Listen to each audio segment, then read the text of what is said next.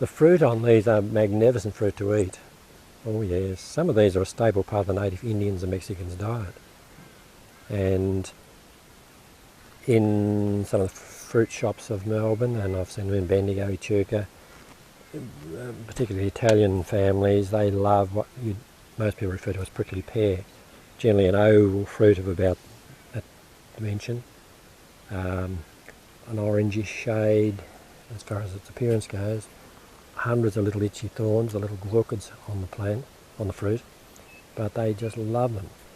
And one called Ficus indica, which means Indian fig, and it's used commercially a lot. And rarely do I see television, but I see at present there's a commercial product being promoted in a very big way on television, made from the fruit of one of the Opuntias.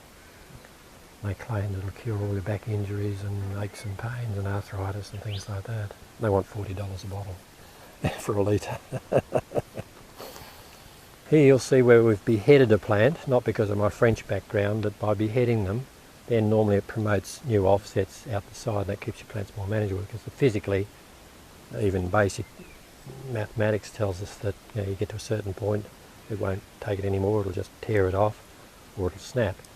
And it's a health hazard for us if it does snap when I'm walking past it.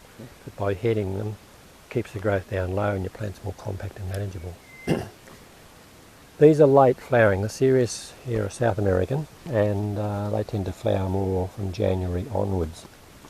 Then the fruit that follow, normally following flowering, it takes about 6 weeks for a fruit to develop and ripen after the flowering to get to maturity. Normally when they're ripe, they'll split open, and if we don't gather the fruit quickly, the ants and birds have taken them out within hours sometimes. But a plant of this size, that proportion, could have anything up to say 700 or 800 flowers in a season. It's a night flowering variety, so the night flowering ones have a very heavy perfume. It comes about 10 o'clock in the morning, the flower is closed. It doesn't open the second night, it's just a one night flower. But staggered over, say, 4 months of flowering, it could amount to 700 to 800 flowers. So if a plant is geared up for a lot of flowers tonight and it's pouring rain, there'll be no moths. They're the night pollinators. Moths come to perfume, bees come to colour. That's again another interesting little aspect about them.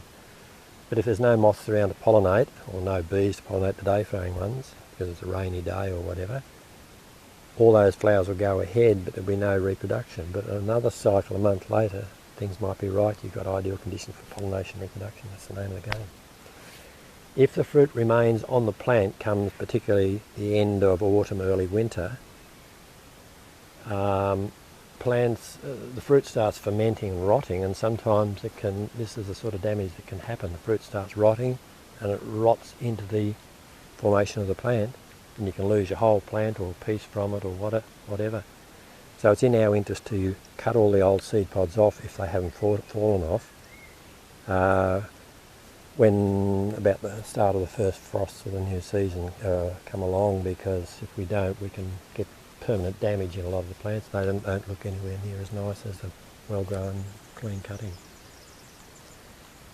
But there's your wooden structure, the wooden core that's inside the centre, which is like a bone in our body. If they didn't have that structure, they'd be so brittle like watermelon, they'd just whiplash all the time, just smash.